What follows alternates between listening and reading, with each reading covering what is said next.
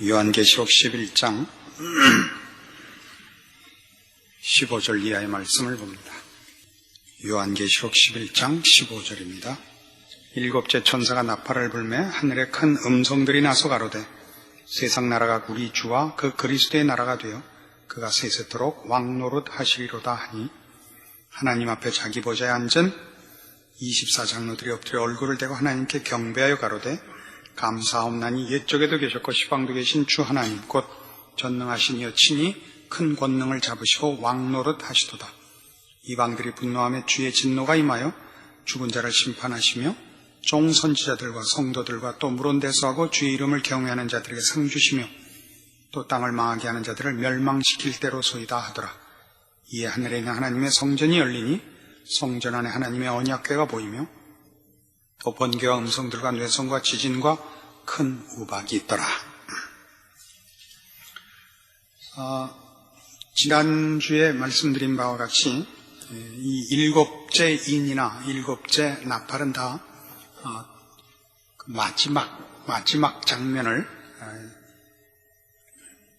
인류 역사의 마지막 장면, 최후의 심판의 때를 그리고 있는 것은 사실이지만 그 그리는 내용은 그 맨 마지막 때의 모습이 어떤가, 무슨 일이 일어나는가 보다 궁극적으로 하나님께서 가지시는 그 하나님 나라를 건설하시며 세상 나라를 심판하시며 하나님의 백성들을 완성시키는 그런 일들이 어떻게 진행되는가에 관심이 있지, 시간을 따지고 마지막 때 어떤 현실적인 모습들을 살피려고 하는 것은 성경이 의도하는 바가 아니다, 이렇게 분명히 말씀드릴 수 있습니다.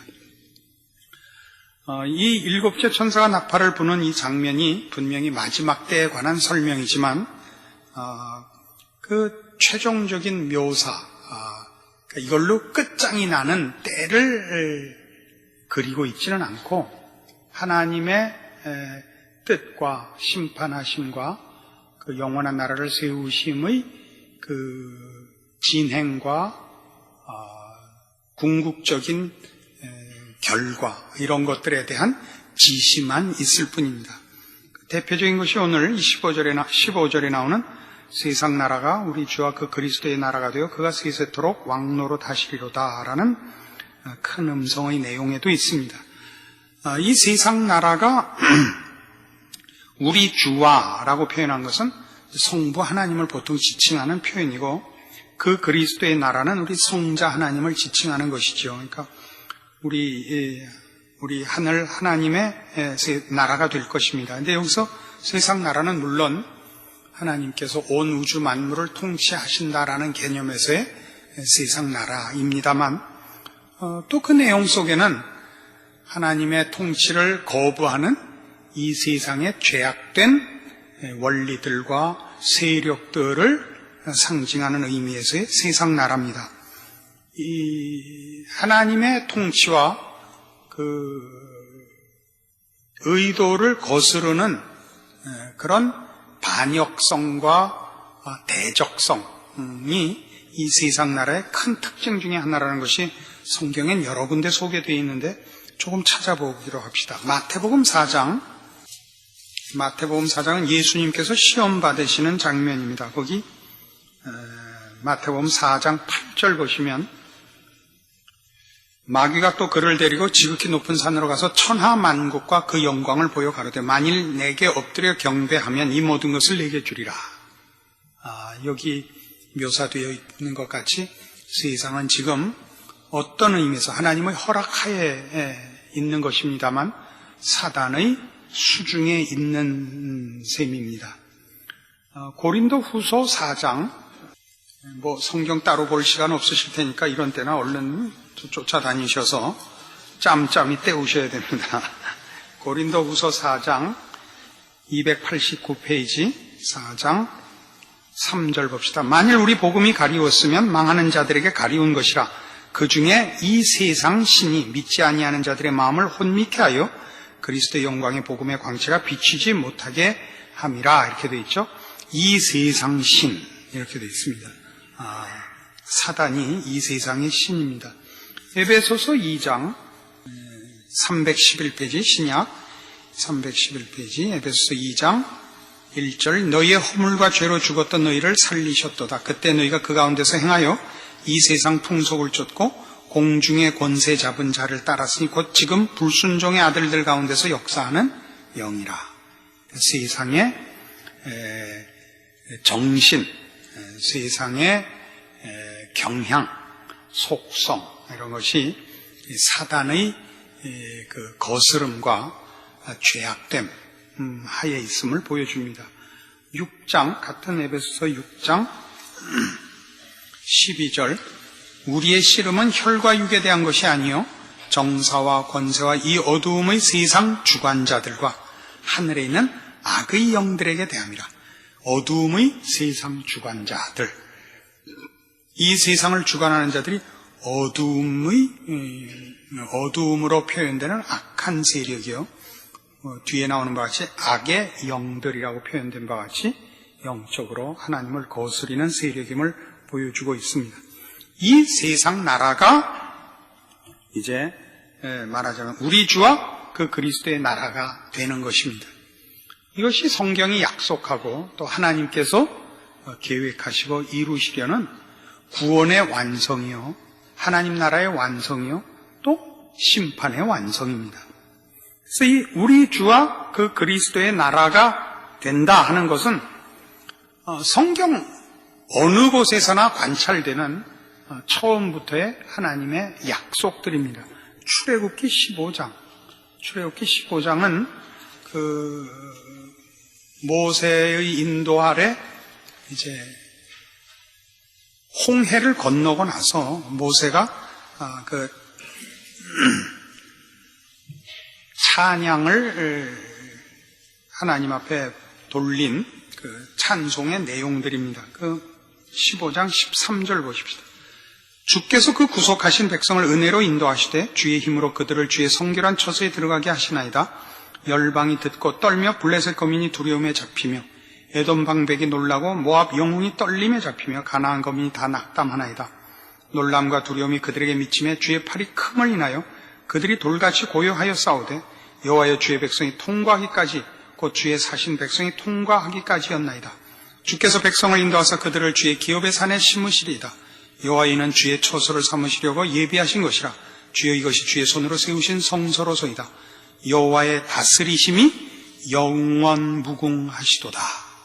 예, 그러니까 출애굽 사건에서 이미 한 나라가 정치적 상황에서 어떤 하나님의 도움을 받은 정도가 아니라 하나님의 통치의 완성을 출애굽 사건에서 모세가 보는 것입니다.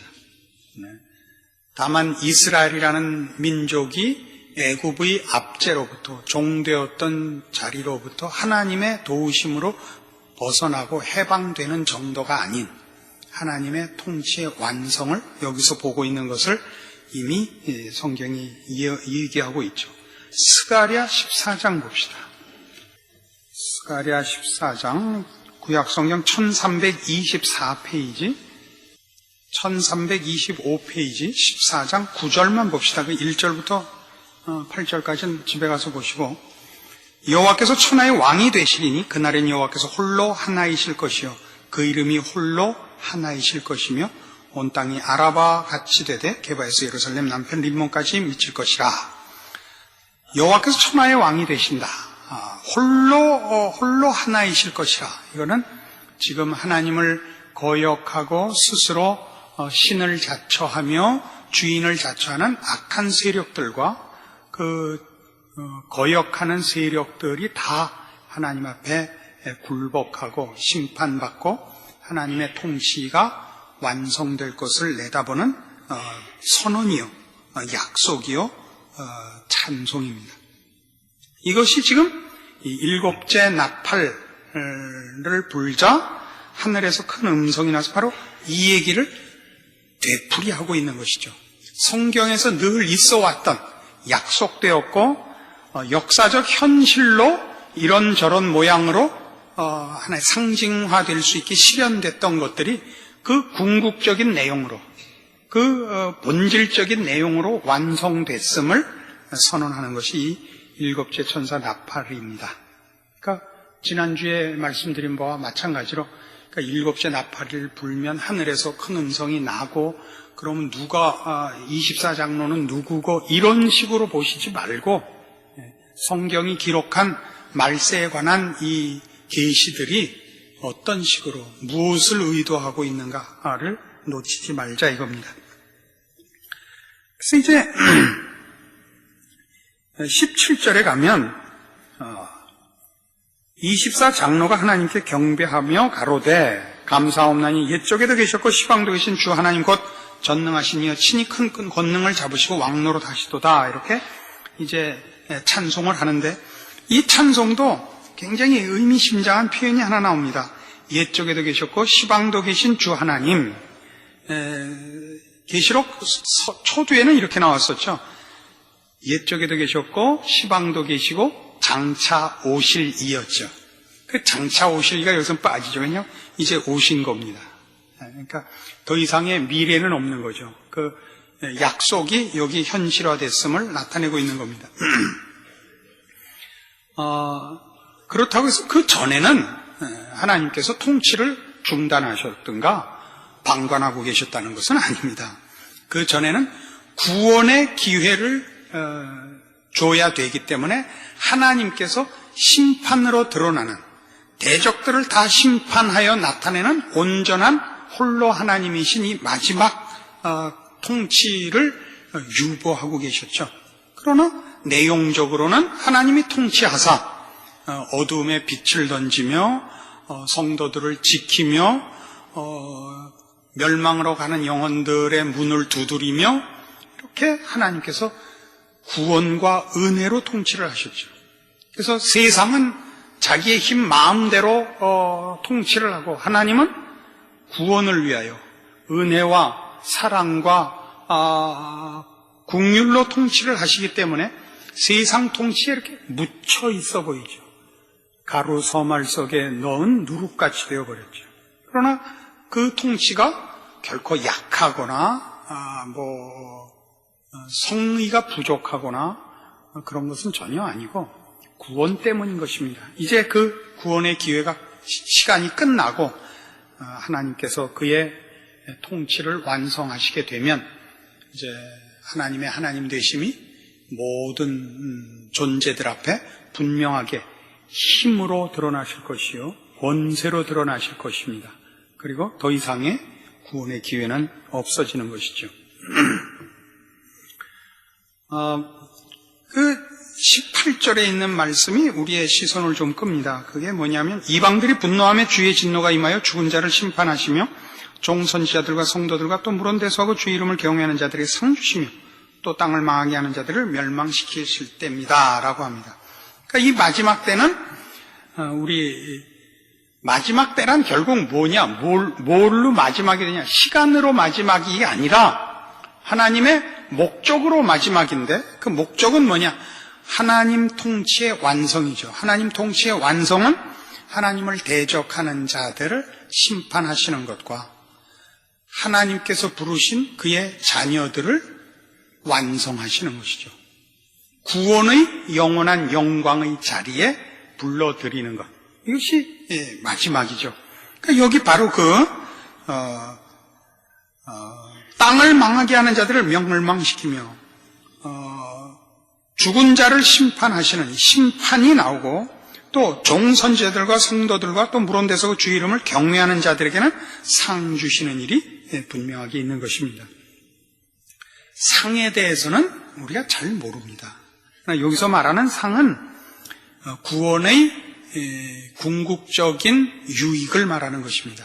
구원의 궁극적인 유익에 대해서는 이 계시록에 대부분 나오는 표현입니다마는 생명나무의 과실을 먹게 하겠다, 둘째 사망의 해를 받지 않게 한다, 감추어진 만나와 흰돌을 주겠다, 만국을 다스리는 권세를 준다, 흰옷을 입는다, 하나님의 성전에 기둥이 되게 한다, 보좌에 주님과 함께 앉는다. 이런 식의 구원의 유익들을 성경이 설명하고 있는데 그 구체적인 것은 사실 모릅니다. 아마 설명이 불가능해서 그러는 것 같습니다. 하나님의 형상대로 지음을 받았다. 그리고 그 구원을 위하여 그 아들이 대신 피 흘려 십자가를 졌다 하는 것만을 봐도 우리에게 목적된, 약속된 구원의 영광은 필설로 설명할 수 없는, 우리의 지금의 세상적 지식과 경험으로는 상상할 수 없는 것인가 봅니다. 사도 바울이 삼층천에 갔다 와서 말로 설명할 수 없는 말을 들었다 하는 것이겠죠. 그리고 이제 19절에 이에 하늘에 있는 하나님의 성전이 열리니 성전 안에 하나님의 언약궤가 보이며 또 번개 음성들과 뇌성과 지진과 큰 우박이 있더라. 언약궤는 그 율법을 상징하는 그 돌판이 들어있고 또 그 언약궤 위에는 시은좌가 있어서 그 1년에 한 번씩 대제사장이 속죄제를 드리러 가는 바로 그 지성소 안에 놓아있던 그 언약궤입니다. 이건 1차적으로 하나님의 약속의 신실성을 상징하고 있습니다. 앞에서도 살펴본 바와 같이 하나님께서 처음부터 결정하시고 계획하시고 목적하시고 약속하신 것들을 이루고 계시고 이루실 것이라, 그리고 이렇게 이루어질 것이라, 이렇게 계시록은 그 마지막 부분을 확인시켜 주고 있는 것이죠. 그러면 이 하나님의 약속을 근거로 해서 우리 믿음이 서 있다면, 언제나 믿음은 환경에 좌우될 것이 아니요, 나에 의해서도 좌우될 것이 아니라 하나님에 대한 신뢰에 의해서 서 있어야 될 것입니다. 우리는 믿음이 우리 자신이 신앙생활을 좀 괜찮게 하면 괜찮아 보이고, 내가 개판을 치면 아닌 것 같고 하는 거는 그러면 도예요, 도. 윤리고 도덕이고 본인의 의라고요, 그러면. 그러니까 기독교 신앙의 진수는 뭐냐면 믿음의 모든 근거와 조건이 하나님께 있는 것이죠. 하나님의 신실하심과 은혜로우심과 우리에게 베푸신 사랑과 약속에 근거하는 거죠. 내가 실패한다고 해서 하나님이 실패하지 않죠. 물론 이건 조금 강조하는 겁니다, 한쪽을. 신앙이라는 부분은 우리가 책임져야 하고 반응해야 되는 부분이 있는 것이 사실입니다. 우리는 그 문제를 과소평가할 수 없습니다. 그러나 근본적으로는 그렇다 이겁니다. 우리 이런 말을 들은 적이 있을 겁니다. 십자가로 구원을 얻는다 하는 것이 100% 하나님의 은혜라라는 표현으로 쓰여지는 것입니다.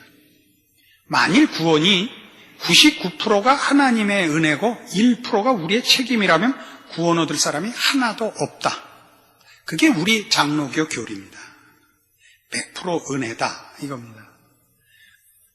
우리가 아직 죄인 되었을 때 그리스도께서 우리를 위하여 죽으신 것이요, 우리를 구원할 다른 방법이 없고 십자가로만 된다는 것이 성경이 우리에게 가르치는 것입니다. 그러니까 우리의 믿음은 언제나 우리를 향하신 하나님의 은혜와 신실하심에 근거되어 있습니다. 그것이 없다면, 말하자면 지금 여기 언약궤가 보이더라, 하나님께서 궁극적으로 완성하실 하나님 나라의 완성, 말하자면 우리가 보통 얘기하는 종말, 하나님 나라의 통치의 완성을 위하여 하나님께서 그를 대적하는 무리들을 제거하시며 그가 부르시고 사랑하신 그리고 구원한 그의 자녀들을, 부르신 그의 자녀들을 완성하실 것입니다. 거기에 그 완성에 언약궤가 보인 이 계시와 같이 우리의 못난 것을 극복하시는 하나님의 은혜가 승리할 것이라 라는 약속이 여기 포함되는 것입니다. 나의 못난과 나의 부족함과 나의 어리석음에도 불구하고 마치 그 옛날 십자가를 우리를 위하여 주신 것처럼 구원의 완성도, 그 영광의 자리도 하나님의 은혜와 약속에 근거하여 승리하고야 말 것이라, 성공하고야 말 것이라 이렇게 되는 겁니다. 이런 지금 한 얘기에 이제 제가 걱정을 하는 건 이겁니다. 그러면 여러분이 들으시면서 그럼 우리는 가만히 있어도 되나? 가만히 있으면 안 됩니다. 왜 안 되냐면 하나님이 가만히 있으면 가만 놔도 있지 못하게 하시니까.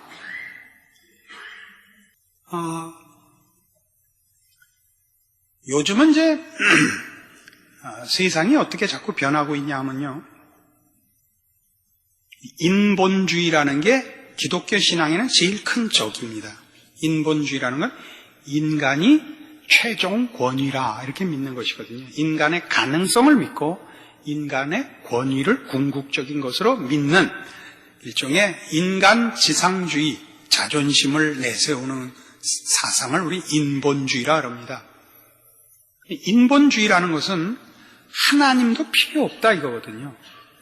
인간이 가지는 지식과 힘과 노력으로 인간이 필요로 하는 것을 다 얻을 수 있다고 생각하는 것이 인본주의입니다. 이 인본주의가 가지는 이 배타성, 어떤 배타성? 인간은 스스로 자족하다. 남의 도움이 필요 없다.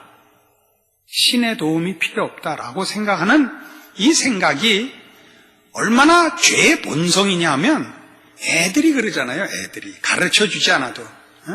애들의 최고의 소원은 뭐냐? 빨리 크는 거예요. 왜 빨리 크려고 그래요?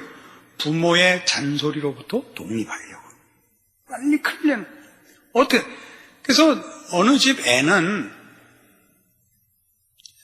아버지한테 한 대 얻어맞고 이제 삐져갖고 밥을 안 먹겠다 이렇게 버틴 거예요. 그러니까 엄마가 너 빨리 밥 먹어야 큰다.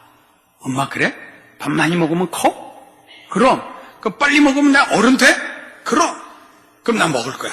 빨리 커서 어른 돼서 뭐 하려고? 아버지 감옥 보내야지. 그래서 지금까지 열심히 먹고 있는 누구네 집 아이라고 이름은 밝히지 않을 우리 주변에 그런 집안이 있습니다.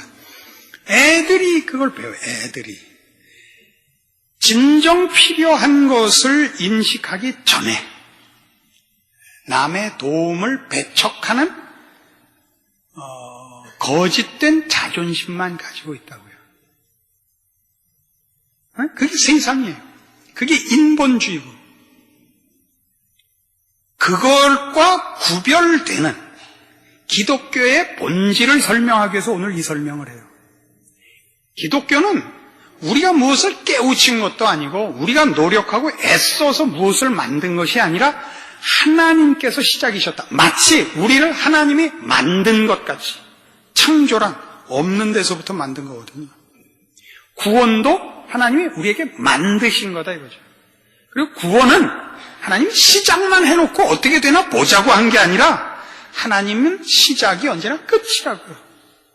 생각 없이 일을 하시는 분이 아니에요. 하나님은 뭐 지성이 없어요? 하나님이 무슨 일을 하실 때 예정론이라는 말을 쓰는 것은 하나님께서 무슨 일을 하실 때 계획을 갖고 목표를 두고 일을 시작하신다라는 표현이에요. 그래서 하나님이 하신 일을 누가 말리겠어요? 그게 성경이 하고 싶어하는 얘기입니다. 그리고 그것이 우리를 기독교 신앙에 붙들어 매는 것입니다. 왜요? 신앙생활에서 제일 무서운 것은 물론 우리의 본성적인 죄악된 생각들이요 이 세상의 풍조가 무섭습니다마는 신앙생활을 하면 할수록 우리라는 것이 얼마나 믿을만하지 않은가라는 절망입니다.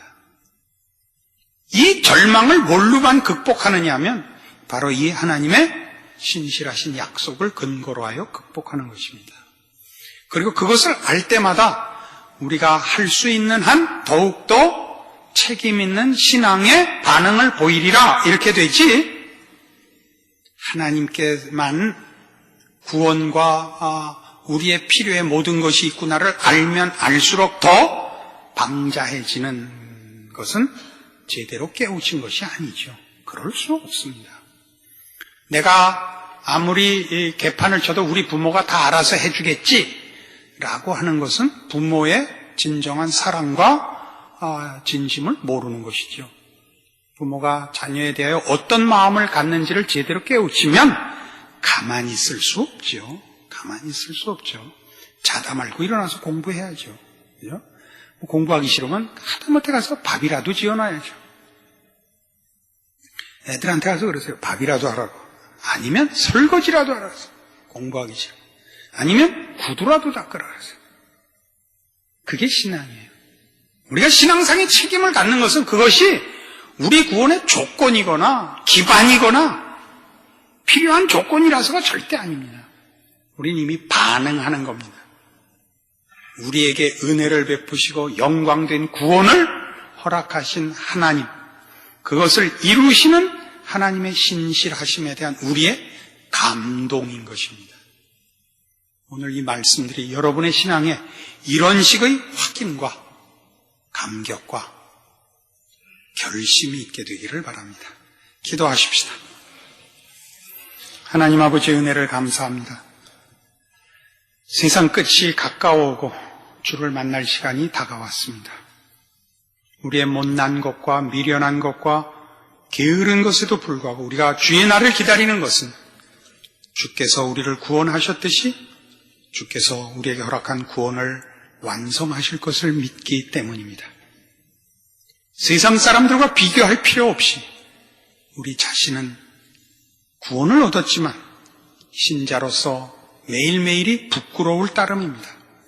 그러나 이제도 주의 말씀을 따라 다시 힘을 얻는 것은 우리 하나님께서 우리를 포기하시지 않는다 하는 약속에 힘입어 다시 힘을 내고 넘어졌던 자리에서 일어나며 절망과 한숨을 걷고 다시 주의 말씀을 붙잡고 신앙의 싸움을 시작하려 합니다. 오늘 주의 말씀으로 각성케 하시고 위로하시고 결심케 하신 영혼들로 남은 생애를 하나님의 사람으로 충성되이 살게 하시고 승리케 하시고 하나님의 자녀가 가지는 승리들을 구가하게 하여 주시옵소서. 예수님 이름으로 기도합니다. 아멘.